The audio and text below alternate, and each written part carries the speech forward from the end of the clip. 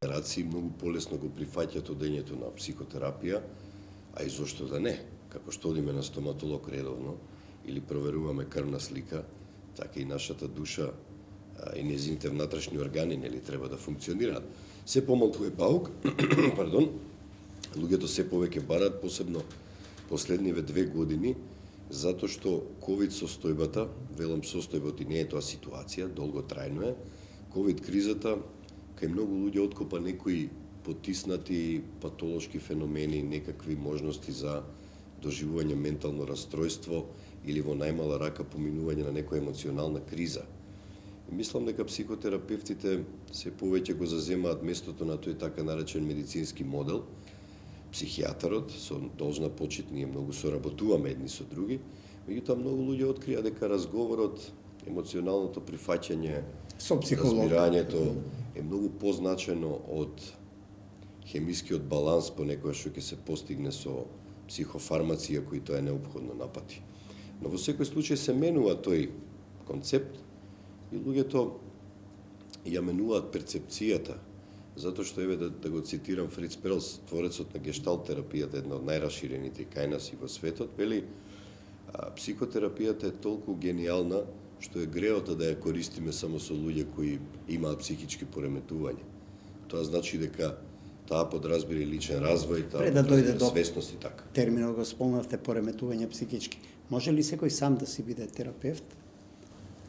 Или потребна е ука? До некаде, меѓутоа тоа зависи од многу фактори, како нивната свесност, свесноста на луѓето кои поминуваат низ тоа, дали имаат социјална поддршка во семејството, во околината, во работната атмосфера, дали се сами и така натаму, така да не секогаш е тоа доволно да бидеме терапевти сами на себе. Сега ќе ве вратам Пендаровски малку повеќе на не мора да го доживеете и не би сакал да доживеете како лично за вас, но вас ќе ве цитирам. Веројатно кога пишувате, мислите и на себе или од себе кон другите, кон поединци или заедницата. Велите вака. Вашите стихови се со или без риторика, еве например, вчера го сонив злото како ми тропа на врата. Нели е мрачно ова малку од една структура човек, од еден научник кој треба да испрати од себе оптимизам? Знаете што, оптимизмот е многу силуван последниве декади, многу површно и погрешно се сваќа и понекогаш е толку неоправдан, што луѓето повеќе се разочаруваат ако им дадете куп хвалоспеви, што викаат хрватите, или оди на радоста, отколку да им покажете една релативно нихилистичка екзистенцијална нота дека животот сепак е окей да се прифати со нихилистичка или реална во крајна линија? Па да, видете. Во овие околности наши балкански па и македонски. Па да, ако навлезете малце повеќе во моите текстови, пошто ова е са изваден од контекст како дел од таа, точно знам за која песна. За да го ставиме во контекст. Не, во ред е сосема е во ред тоа, луѓето може да си го толкуваат тоа и како парче извадено од нешто, нели? Тука секој има право. Точно таа песна зборува за доброто и злото кои се толку блиски понекогаш и толку замаскирани, а меѓутоа фактот кој суштината и вистината го покаже дека злото е моќно затоа што е многу гласно, а доброто често пати е скриено, па треба сами да го откриваме, знаете? Тоа е како разлика меѓу среќата и тагата. Среќата, и кога ќе ја кажеме, е нешто ветропиресто кое треба да го чуваш за да не го изгубиш. А тагата е тешка, инхерентна на човековата природа и она стои долго во нас. Среќата е нешто кое навистина бара многу посветено за да ја добиеме. И тоа е мигновено чувство кое не може вечно да трае. Затоа е таа борба, нели? Kosovas. Kuptohet me babain tim. Kjo mos I bjerë me kokës me murit me kokë, I bie se thyen kokën tënde. Por doli se sthyem kokat tona, por u thye regjimi Jugoslav I atëhershëm. Unë mendoj se gjithsecili që përpiqet me ngulm të haproj, vetëm duhet ta kemi qëllimin të mbarë, vetëm duhet ta kemi nijetin e mirë. Atëherë unë s'lodhem. Nuk lodhem se si jam lodhur as si fëmijë, si kam qenë. Да, но до кога ќе живееме во некоја сенка на минатото, не знам, на југословенското, но ај за тоа подолу во емисијата. Сега сакам да ве вратам на овој вашиот терен.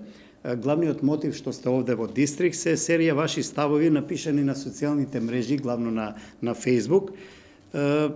И себе се представувате како храбар човек, како совесен, како борец за правда, за праведно општество. Ова ли е вашата лична политичка филозофија? Малку ми наликува, простете, на Дон Кихотски, нели? Се втурнувате во битка против некој близок, а невидлив непријател. Го гледате ли политичкиот противник? Го препознавате ли? Сикур Kjo intervjisti ishte përpara 8 viteve, atëherë do të pajtohesha me ju se me të vërtet jam naiv në këtë drejtim, në politikë. Por megjithatë, 9 vite i kam kaluar këtu në Shkup, kam udhëhequr ose bashkë udhëhequr një kompani të rëndësishme të vendit tonë, dhe megjithatë e di se si zhvillohet politika. Unë mendoj se një ditë të bardhë do të ketë për të rinjt, do të ripotencoj edhe njëherë. Sikur të kisha sjellje Don Kishotiane, unë mendoj se edhe ato 5.000 vota nuk do të ishin për krahas të mi. Kështu që mendoj se ne haprojmë me këmbët në tokë, kundërshtarin e shohim, por edhe kundërshtari do duhet bindet një ditë se kufiri i ekzistencës tyre, i haprimit tyre politik është të i kaluar dhe se do duhet të zbrapsen pak. Ajtë bëjmë një krahasim tjetër. Përpara 7 muajsh, partia opozitare Maqedone kishte vetëm 5 komuna të fituara të saj, ndërkohë që sot ka afro 80. Edhe për ata, edhe për vetë Mickovski, edhe për kryetarin e opozitës kishte shprehje të këtilla, se sillet si Don Kishoti, se ka qëndrimet atilla. Por sot jemi një realitet tjetër. Bindja ime është se në zgjedhjet e ardhshme të parakoshme parlamentare, që do të ketë zgjedhje të parakoshme parlamentare, nga se jo nga arsyeja se a dëshirojmë ne, as dëshirojmë ne. Faktori ndërkombëtar nuk do të lejojë një situatë të këtillë. Unë mendoj se partia opozitare maqedonase do të dali fituese. Dhe përbërja e ardhshme politike, qeveria e ardhshme dhe përbërja e saj do të jetë një Спомнате опозиција, но мојот впечаток е дека вие газите по вашиот личен политички живот и ќе се замерите и на власта и на опозицијата. Еве, констатирам само некои ваши констатации на социјалните мрежи. За да прашам каде се движи, нели, Република Северна Македонија. Регистрирате кражби, несреќи, грабежи, насилство, анархија, диви градби, пропаст на образованието, хаос во здравството. Мендони се nuk është e vërtetë kjo. Па ја не велам дека не е така, но Unë e di se кој е патот да не биде така? Zhvillimi ekonomik i sinqert. Hapja e vendeve të reja, njëkohësisht me këtë hapja e vendeve të reja për të ndaluar këtë egzot të rive që na ikin prej këtu. Në të njëjtën kohë, mos bëhen pazare me investitorët për të arritur që të përfitojmë ne si politikan, me ndërmarrjet kur vinë ato, që të krijojnë hapësira punësimi, por rroga të shkoj punëtorëve. Të gjitha marrëveshjet të cilat do të duhet t'i bëjmë ne, unë ose kush do qoftë që t'jetë majt politikës, do të duhet t'i bëjmë favor të popullatës dhe asesin favorim e tij. Мислење е дека превод на поезија е врвот, ама не мора да значи дека само заради тоа што јас мислам дека е така. Секој жанр си бара, нели, си има своја тешкотија и си бара посебна умешност. Тоа што најчесто го сретнувам јас во поезија се и некои фонемски и графемски игри кои што треба да се пресоздадат, а според мене не толку често се застапени во други жанрови. Ама зависи многу. Добро, и сега до каде сте? станува рутина преводот или предизвик е секој нов запад? Во никој случај. Значи, не дозволувам сам да стане преводот рутина. Не работам судски преводи или некои административни. Мојот однос кон јазикот не е административен. Значи, првин тргнувам од тоа. Добро, и судските може да бидат опасни ако некаде се погреши, макар во ректорирањето, да ставите во затвор некој што е невин, например. Како? Бомбите во Хирошима се должат на преведувачка на грешка. погрешен превод, да. Така што може да има нуклеарни последици. Не, сакам да кажам дека самиот не се наоѓам во позиција, не се ставам во позиција да ми е досадно нешто и да нема мотив да работам. Се што работам е со љубов и во детај, како што вели драгиот професор Драги. Мојата главна тема со вас, Никола, е децата и вашиот однос кон нив. Надвор од училишните активности, вие сте организатор на Мал милион, нели, инвенти, или не знам како ги нарекувате, до степен на драмско студио за деца. Тоа е приватен проект, да. Се едно, не е важно како е проектот, ги барам резултатите. Од каде толку нерви да се работи со мали деца и од каде кај вас тој предизвик да направите нешто тие деца да почувствуваат резултат од својот труд? Од взаемната љубов и почит.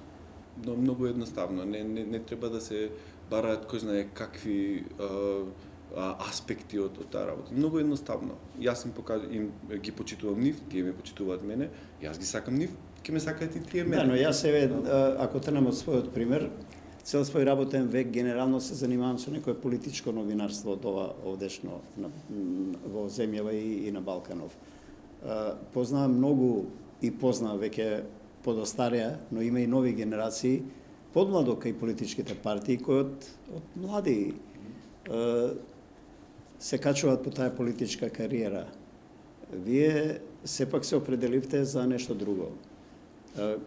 Никогаш не сте помислили дека можете вашиот потенцијал да го искористите за да правите некоја друга кариера, освен ова што сега го работите? Секој делување е политичко делување.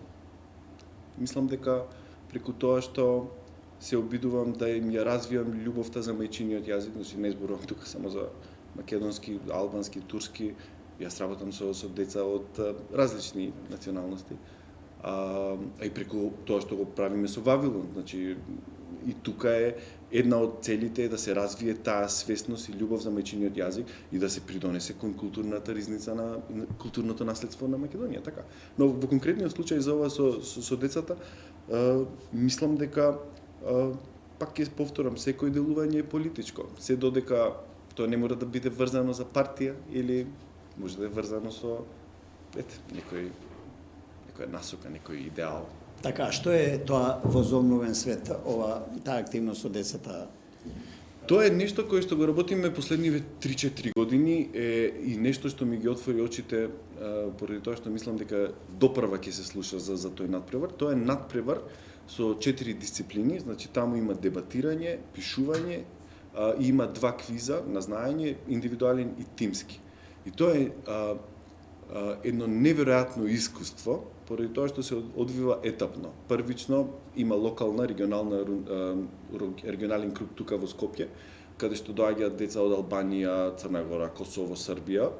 А децата кои што ќе го остварат потребниот праг на поени, не се сеќам точно колку беше, се квалификуваат за глобален круг. Ние сега заедно со 15 дечиња, беа 11 дечиња од Јахја Кемал во нашата делегација и 3 дечиња од Песталоци, учествувавме на тој глобален круг и годинава беше со намален обем поради короната, имаше само некои 25 држави, 500 деца од цел свет, значи зборуваме тука Индија, Англија, Америка, имаше локални таму, Јапонија, значи деца од цел свет, тоа е меѓународна сцена. И не дебатираат на било какви теми, како не знам дали треба да се носат униформи на училиште или дали треба да имаме милениче или не, кои што се доста како е на македонски тоа српени теми, туку преку цела година имаат курикулум, имаат наставна програма која што треба да се совлада. 6 предмети изборуваат за неверојатни теми.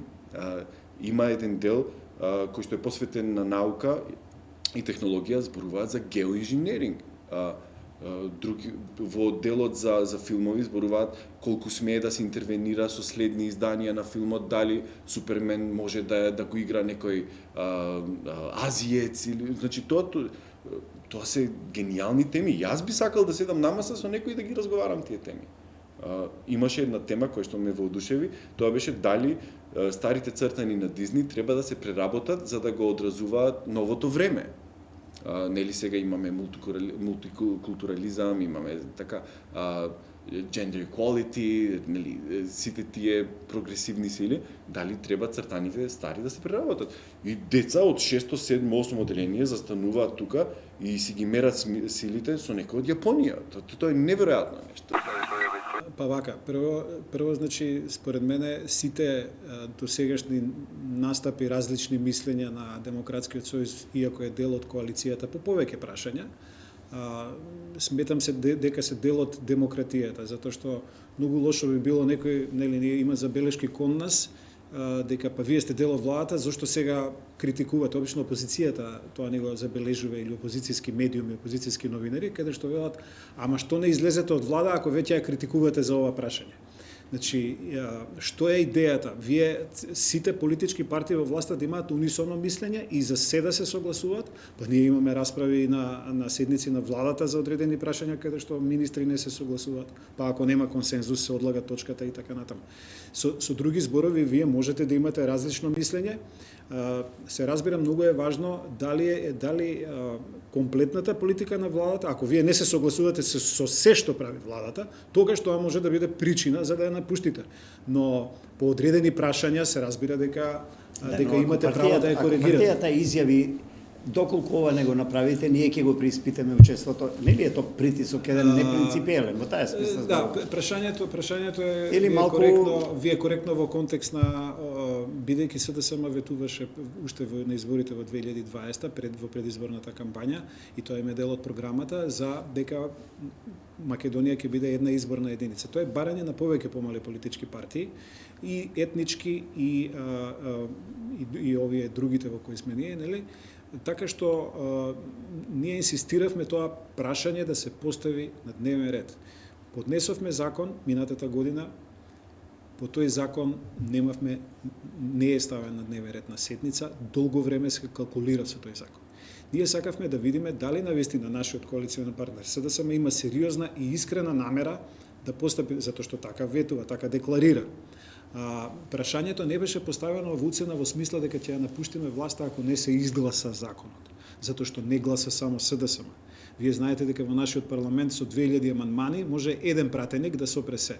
И така и беше случајот минатиот пат ВМРО, ДПМН и ДУИ поднесоа 2000 амандмани на законот. За да не дојде воопшто на дневен ред. Иако мислам дека тоа прашање е ужасно, мислам дека тој начин на блокада на парламентот ужасен, ќе мора да се најде модус како да се избегне. Идејата ми е само да кажам дека ако ние видиме дека СДСМ е пречката да се стави на дневен ред, во тој случај ќе ја преиспитаме нашата коалиција. А не ако на крајот, знаете што, ние градиме консензус. Еве видовме сега дека ВМРО ДПМН рече и тие се за една изборна единица. Освен ДУИ која што се уште е резервирана, затоа што тие имаат своји калкулации, видовме дека се гради се поширок консензус во парламентот за усвојување на ова. Ајде вака остануваме на една изборна единица, нели, на барањето на помалите партии. Тие помали партии ги спомнахте вие и ДОМ, и Либералната партија, вашата Демократска сојуз. ВМРО Народна партија бара исто. Народна, тие се партии, турските партии бараат исто. Секако, но тие се партии кои на македонската политичка сцена се веќе 20 и кусур години наваму. Нема помлада партија. Ако во овие 20 и кусур години... Освен Левица. Јас и не ја спомнав во овој клуб, ако во овие 20 години не успеале малите партии да станат големи партии, како мислите да успеат во една изборна единица, ако има Демократски сојуз еден пратеник сега, еве ќе има двајца пратеници или тројца. Ќе биде ли тоа голема партија со големо влијание? Не. Па, знаете, или грешам? Прво не е идејата да малата партија мислам, се разбира, секоја партија сака да стане голема и да дојде на власт. Меѓутоа не е идејата на промена на законот во тоа да малите партии станат големи, туку да добијат еднаква шанса прво. Затоа што ние во целиот тој корпус на промена на изборниот законник бараме и други работи да се променат, затоа што сега според законот 90% од медиумското време го имаат 4 најголеми партии. Најголемите средства од буџетот ги добиваат 4 најголеми партии. Ќе ве прекинам, но тоа нема врска со територијата изборна, со една изборна единица.